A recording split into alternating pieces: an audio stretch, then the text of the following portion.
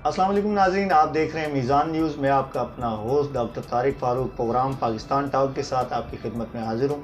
नए आने वाले दोस्तों से गुजारिश है कि हमारे चैनल को लाइक करें, सब्सक्राइब करें और बेल आइकन को ज़रूर दबाएं ताकि हर आने वाली वीडियो आप तक बर वक्त पहुँच सके। हमारे हर दिल अजीज़ दोस्त, समाजी कारकुन, नए उभरते हुए सियासतदान, काफ लीग से इनका ताल्लुक़ है। फैज़ान अनीस साहब, इससे पहले भी इन्होंने इलेक्शन कंटेस्ट किया हल्का 233 से, और दोबारा भी उसी हल्के में ये किस्मत आजमाई करने जा रहे हैं। अस्सलाम वालेकुम। वालेकुम अस्सलाम।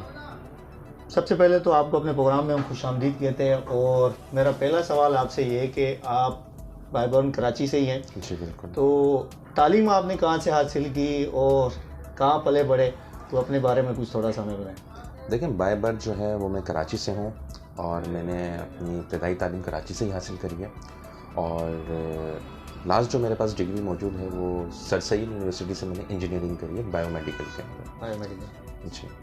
अच्छा सर, स्कूल कॉलेज लाइफ में मुख्तलिफ तंजीमें होती हैं, उसमें भी कहीं आपने पार्टिसिपेट किया, कोई हिस्सा लेते रहे आप या नहीं? सियासत में तो खैर ना स्कूल में कहीं पार्टिसिपेट किया है और ना किसी और तंजीम से, और तकरीबन मुझे 5 साल हो गए हैं काफ लीग में आए हुए, ज्वाइन करे हुए, और जो मेरी सियासत की इब्तिदा हुई है वो मुस्लिम लीग कायद-ए-आज़म से हुई है। अच्छा, मुस्लिम लीग कायद-ए-आज़म जो आपने ज्वाइन की, इससे पहले आपका कोई आइडियल सियासत में जिसको आप देख के उनसे मुतासिर हुए और सियासत की तरफ आपका रुझान बढ़ा?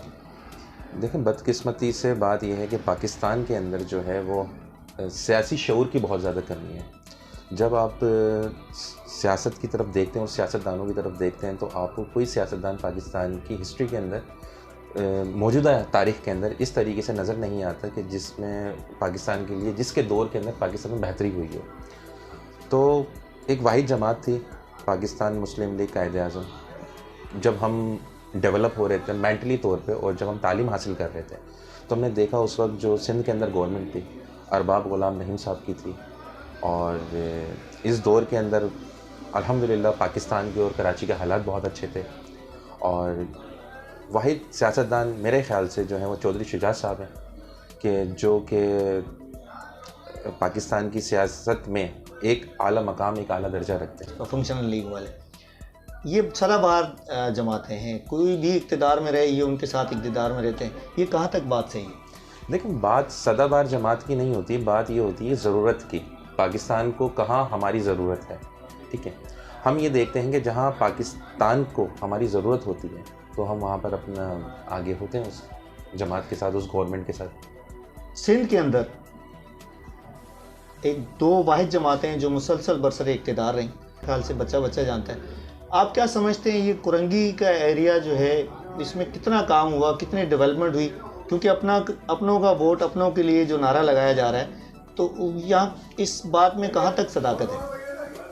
देखिए, सिंध के अंदर जो गवर्नमेंट रही है ये दो चीज़ें हैं, एक सिंध और एक कराची, दोनों चीज़ें मुख्तलिफ हैं। सिंध एक अलग चीज़ है, यही तो इख्तलाफ पैदा होता है, और एक कराची एक अलग चीज़ है ना। देखें, दो जो जमातें हैं ना, जो कराची की जमात है, ठीक है, MKM, वो सिंध में हुकूमत नहीं करती, और जो सिंध की नुमाइंदा जमात है जो कि पूरे सिंध को लीड करती है पाकिस्तान पीपल्स पार्टी, उनके कराची के अंदर कोई अक्सरियत ज़्यादा नहीं है, ठीक है। अच्छा, दोनों जमातें ये जो है ना, कराची की जमात MKM और सिंध की जमात पीपल्स पार्टी, ये दोनों जमातें फ़ेल हो चुकी हैं सिंध के अंदर, और MKM बाकायदा तौर पे फ़ेल हो चुकी है कराची के अंदर। क्योंकि जो आज देखें हालात हैं सिंध के और जो हालात कराची के, सिंध में थरपार कर रहे हैं, वहाँ पर आपको पता है कि एक कुएँ से जानवर भी पानी पी रहा है और इंसान भी पानी पीने पर मजबूर है। लाड़काना के हालात किसी तरह ढके छुपे नहीं हैं, ठीक है। सिंध में जो गुर्बत है, जो वडेरा राज है, जो वहाँ पर जुल्म है, वो किसी से ढका छुपा नहीं है। सर, ऐसे तो आप अगर ओवरऑल नज़र दौड़ाएं तो पंजाब में भी कुछ इलाके ऐसे हैं जहाँ चुदराहट बड़ी कायम दायम है, और अगर बलूचिस्तान में आप जाते हैं तो सरदारी निज़ाम है। तो इसको आप किस तरह ख़त्म करेंगे अगर आप बरसरे इक़्तिदार आ जाती है आपकी पार्टी और वज़ीर-ए-आज़म आपका आ जाता है? तो आप समझते हैं कि ये चुदराहट, वडेरा शाही, ये जो सरदारी निज़ाम है, इसको आप ख़त्म कर पाएंगे? देखिए, पंजाब की अगर आप बात करेंगे ना, तो पंजाब का आप कोई छोटा सा ज़िला लें, ठीक है, छोटा सा ज़िला, आप कमालिया लें, आप समंदरी लें, या आप टेक्सला लें, आपको डेवलपमेंट दिखेगी। कम से कम आपको डेवलपमेंट तो दिख रही है ना वहाँ पे कि हाँ यहाँ पर डेवलपमेंट है।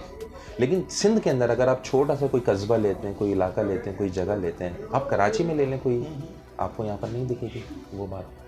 تو آپ کا کیا ویژن ہے؟ آپ نوجوان ہیں اور اسی طرح آپ کے جو چاہنے والے ہیں ان کو آپ سے امیدیں ہیں، تو آپ کیا سمجھتے ہیں یہاں کس چیز پہ آپ فوکس کریں گے برسر اقتدار آنے کے بعد؟ لیکن سب سے پہلی بات یہ ہے کہ نفرت کی سیاست ختم ہونی چاہیے، تعصب کی سیاست ختم ہونی چاہیے، اور یہ جو فرقہ واریت سیاست ہوتی ہے یہ بھی ختم ہونی چاہیے. جب تک ہم ایک ہو کے پاکستان کے لیے خدمت نہیں کریں گے اور پاکستان کے لیے ہم محنت نہیں کریں گے تو پاکستان میں ترقی نہیں کر سکتا. اچھا، میرا پھر وہی سوال ہے کہ پاکستان کے اندر جس چیز کی کمی ہے میرا خیال سے تعلیم کی اشد ضرورت ہے، تو کیا کاف لیگ کے ایجنڈے میں یہ بات شامل ہے کہ جو پسماندہ علاقے ہیں وہاں تعلیم کے لیے کوئی اسپیشل بجٹ قائم کیا جائے گا، یا کوئی ایسی کوئی پروگرام ہے کاف لیگ کے پاس؟ دیکھیں چودھری شجاعت صاحب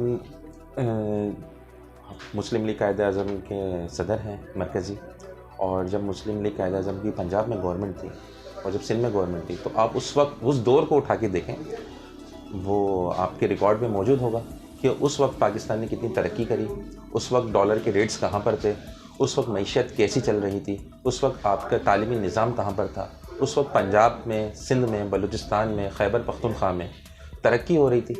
تو ظاہری سی بات ہے جب آپ کے پاس ایسا لیڈر ہو کہ جو پاکستان سے محبت کرتا ہو اور پاکستان کو آگے بڑھتا ہوا دیکھنا چاہتا ہو تو ظاہر سی بات ہے آپ ترقی کریں گے. اور یہ ہمارے مین ایجنڈے میں شامل ہے کہ جب تک ہماری آنے والی نسلیں ایجوکیشن میں آگے نہیں بڑھیں گی، تعلیم یافتہ نہیں ہوں گی، اس وقت تک پاکستان ترقی نہیں کر سکتا. آپ نہیں سمجھتے کہ سیاست جو ہے یہ صرف موروثی جو نظام چل رہا ہے کہ وڈیروں کے بچے، چودھریوں کے بچے، سرداروں کے بچے ہی وزیر بنتے ہیں اور بڑی بڑی پوسٹوں پہ آتے ہیں، کیا ایک عام آدمی کا حق نہیں ہے؟ دیکھیں بالکل عام آدمی کو ہونا چاہیے سیاست کے اندر اور عام آدمی کو آنا چاہیے سیاست میں، لیکن یہاں پر لمحہ فکریہ یہ ہے کہ ایک عام آدمی کو آپ اسپیس نہیں دیتے ہیں. اس کی کیا وجہ ہے؟ دیکھیں اس کی تو مختلف وجوہات ہیں نا جو ایک عام آدمی کو اسپیس نہیں مل رہا ہے سیاست کے اندر، کہ اس کو آپ نے ایک روزگار کے پیچھے لگا دیا.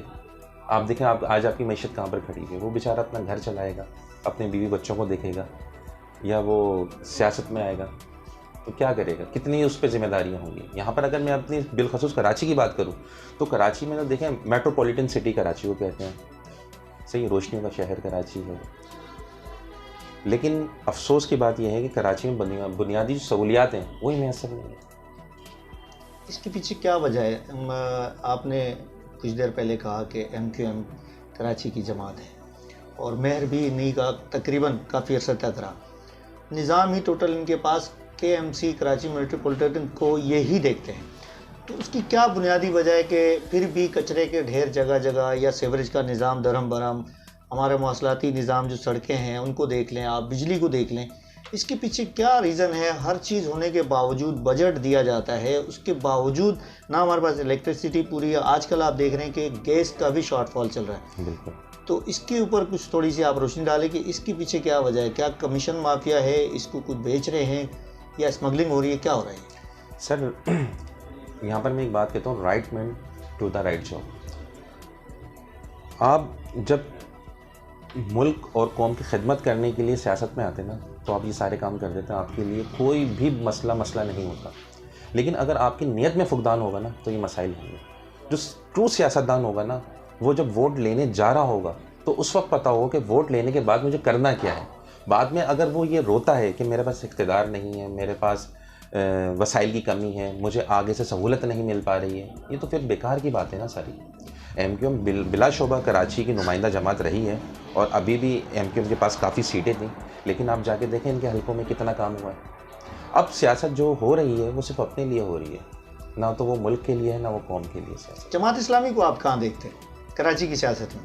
سر کراچی کی سیاست میں جماعت اسلامی، دیکھیں ابھی تو بلدیاتی الیکشن میں جماعت اسلامی کے کافی سارے لوگ آئے ہیں، ٹھیک ہے، لیکن بات صرف وہی ہے کہ آپس کی جو، اب میں اس کو نورا کشتی کہوں یا کیا کہوں، کہ وہ پیپلز پارٹی کے ساتھ ہیں، وہ بھی آج وہی مطلب کہ راگ مطلب سناتے ہیں لوگوں کو جو MQM سناتی تھی کہ ہمارے پاس وسائل نہیں ہیں، ہمیں آگے سے سہولتیں نہیں دی جاتی. مطلب کچھ بلدیات میں تو میں نہیں دیکھ رہا ہوں جماعت اسلامی بھی کوئی خاطر خواہ کام کر رہی ہے. تو سر اسپورٹس کے حوالے سے نوجوانوں کے لیے کوئی آپ کوئی پروگرام لے کر آئے ہیں، مجھے آپ کے دوستوں سے پتہ چلا ہے کہ آپ اسپورٹس پہ فوکس کر رہے ہیں کہ نوجوان جو ہیں ہمارے نشے کی لت سے دور ہوں اور اسپورٹس کی طرف رجحان بڑھے، اس کے لیے کیا آپ پروگرام ہے آپ کے ذہن اسپورٹس پہ کام کر رہے ہیں؟ دیکھیں اسپورٹس کے اندر یہ ہے کہ ہم علاقے کے اندر جو ہے وہ گیمز آرگنائز کرتے ہیں، کرکٹ کے فٹ بال کے میچز آرگنائز کرتے ہیں۔ اس میں یہ ہوتا ہے کہ جو ہمارا نوجوانوں کو موقع ملتا ہے آگے بڑھنے کا، ٹھیک ہے، اور ان کو ہم اپریشیٹ کرتے ہیں۔ یہ جو آپ سماجی کام پہلے سے کر رہے ہیں تو اس کو اقتدار میں آنے کے بعد بھی کنٹینیو رکھیں گے یا؟ دیکھیں اقتدار میں آنے کے بعد ہماری کچھ پالیسیز ہیں جو ہم مین فوکس کر رہے ہیں۔ دیکھیں جب بھی الیکشنز آتے ہیں اور کہیں پر بھی ہوتے ہیں، اور خاص طور پہ ہم نے تو کراچی اور سندھ کی سیاست میں یہ دیکھا ہے کہ 3-4 چیزیں جو ہیں وہ ہمیشہ رہتی ہیں کہ آپ کے پاس بجلی کا مسئلہ ہے، پانی کا مسئلہ ہے، سیوریج کا مسئلہ ہے، ٹوٹی ہوئی سڑکیں آپ کے پاس موجود ہیں، اور جو بھی سیاستدان آتا ہے وہ ان مسائل کے اوپر بات کرتا ہے۔ لیکن جو بنیادی ہمارا مسئلہ ہے نا، وہ مسئلہ یہ ہے کہ لوگوں کے اندر اویئرنیس ہونی چاہیے۔ ہم جب آپ نہیں سمجھتے عمران خان نے لوگوں کو اویئرنیس دی اور نوجوان طبقے کو اتنا اویئر کر دیا کہ وہ اپنے حقوق کے لیے جگہ جگہ کھڑے اور اپنا حق مانگنا؟ جی آپ کی بات میں مطلب ایک دم ہوتا ہے، آپ کی بات میں بہت زیادہ دم ہے، ٹھیک ہے۔ عمران خان نے جو ہے وہ اویئرنیس نہیں دی ہے، بہت زیادہ اویئرنیس دے دی ہے اس نے، جو کہ اب ملک اور قوم کے لیے خطرہ بن چکی ہے۔ تو اتنی اویئرنیس جو ہے نا، اتنی اویئرنیس نہیں دینی چاہیے جو ملک اور قوم کے لیے خطرہ بنے۔ دیکھیں ہمیں اپنی جو باؤنڈریز ہوتی ہیں اس باؤنڈریز میں رہ کے کام کرنا چاہیے، اس باؤنڈریز میں رہ کے تمام چیزیں پرفارم کرنی چاہیے۔ جب ہم اس باؤنڈری سے باہر نکلتے ہیں تو ملک اور قوم کا نقصان ہوتا ہے۔ پی ٹی آئی کے دوست عطاب کا شکار ہیں، ان کو الیکشن کے حوالے سے کافی مشکلات کا سامنا ہے، آپ کیا سمجھتے ہیں ان کا رائٹ نہیں ہے پاکستان میں الیکشن لڑنے کا؟ دیکھیں رائٹ سب کا ہے پاکستان میں الیکشن لڑنے کا، ٹھیک ہے، اور پی ٹی آئی کے جو لوگ پریشان ہیں آج تمام چیزیں، تو یہ پریشانی ان پر مسلط نہیں کی گئی ہے، اس پریشانی کو انہوں نے خود دعوت دی ہے، کیونکہ ان کو ٹیکنیکل وہ ناک آؤٹ ہوئے ہیں، کوئی زبردستی ان کو باہر نہیں نکالا گیا۔ ابھی ریسنٹلی جیسے ان کے بلے کا ایشو چل رہا تھا، تو ظاہر سی بات ہے پوری دنیا لائیو کوریج دیکھ رہی تھی سپریم کورٹ کی، اگر اس میں کچھ نقص ہوتا تو پوری دنیا کی جو انگلیاں ہیں وہ اٹھتی سپریم کورٹ کے اوپر۔ الحمدللہ یہ ہے کہ ہماری جو سپریم کورٹ ہے اس نے جو ہے ججمنٹ ان کا بالکل کریکٹ ہے، بالکل صحیح ہے۔ اس میں آپ پی ٹی آئی کی لاپرواہی کا ہے، ٹھیک ہے، جو ان کے ہاتھ سے بلہ چلا گیا۔ آخر میں کیا پیغام دینا چاہیں گے کورنگی کی عوام کو، کیا میسیج دینا چاہیں گے پاکستان کے نوجوان طبقے کو، کیا میسیج دینا چاہیں گے آپ؟ دیکھیں میں سب سے پہلے کورنگی کے نوجوانوں کو ایک بات بتانا یہ چاہتا ہوں کہ آپ جس کسی کو بھی ووٹ دیں، پہلی چیز یہ دیکھ لیں کہ وہ آزمایا ہوا ہے یا نہیں آزمایا ہوا، ٹھیک ہے۔ آزمائے ہوئے کو ووٹ دینا، آزمائے ہوئے کو دوبارہ آزمانا، یہ سب سے بڑی بیوقوفی ہے۔ ہمارا تعلق مسلم لیگ قائد اعظم سے ہے، آپ سمجھتے ہیں کہ ہم آ کے آپ کے مسائل کو حل کر سکتے ہیں تو آپ بے شک بالکل ہمیں ووٹ دیں، اور اگر آپ یہ سمجھتے ہیں کہ ہم سے بہتر کوئی موجود ہے تو آپ اس کو ووٹ دیں، بنسبت اس کے کہ آپ انہی لوگوں کو ووٹ ڈالیں جو لوگ پہلے ہی آپ کو اس حال پہ پہنچا چکے ہیں۔ اور پاکستان کے نوجوانوں کے لیے بھی یہی بات ہے کہ آپ جو لوگ ہیں، خاص طور پہ پی ٹی آئی نے نوجوانوں کو کافی گمراہ کیا ہے کہ وہ مطلب اپنی باؤنڈریز سے باہر نکل کے جو بھی معاملات کر رہے ہیں سوشل میڈیا کے اوپر، یہ نہیں کرنے چاہیے، ٹھیک ہے۔ یہ فوج بھی ہماری ہے، یہ ملک بھی ہمارا ہے، ہمیں اس ملک میں رہنا ہے، اور یہ فوج جو ہے یہ ہمارا تحفظ کرتی ہے جب ہم رات میں گھروں میں سوتے ہیں، ٹھیک ہے۔ تو ہمیں جو ہے وہ ہر چیز کا خیال رکھنا چاہیے، اور بیرونی جو سازشیں ہیں، ٹھیک ہے، ان کو سمجھنا چاہیے کہ کون ہمارے ملک میں کس طریقے سے نفرت انگیز معاملات کو پھیلا رہا ہے، اور اس سے ہمیں بچنا چاہیے۔ بہت شکریہ جی ناظرین، ہمارے ساتھ موجود تھے سید فیضان انیس صاحب، جو کہ حلقہ N233 سے الیکشن کنٹیسٹ کر رہے ہیں۔ ہماری دعا ہے کہ اللہ تعالیٰ ان کو کامیابیوں سے نوازے۔ انہوں نے بہت خوب کہا کہ پاکستان کے دم سے ہی سب کچھ ہے، اور پاکستان کی افواج جو ہے وہ ہماری محافظ ہے۔ ہم نیند کر رہے ہوتے ہیں گھروں میں، اور وہ بارڈر پہ ہماری حفاظت پر مامور ہوتے ہیں۔ نفرت کی سیاست کو ختم ہونا چاہیے، میں بھی ان کی اس بات سے متفق ہوں۔ سیاست پازیٹیو ہونی چاہیے تاکہ ہماری آنے والی نوجوان نسل کچھ ہم سے سیکھ سکے، نہ کہ وہ بھی نفرتوں کی سیاست کریں۔ پروگرام پاکستان ٹاک سے اجازت دیجیے۔ یہ میزان نیوز، خدا حافظ۔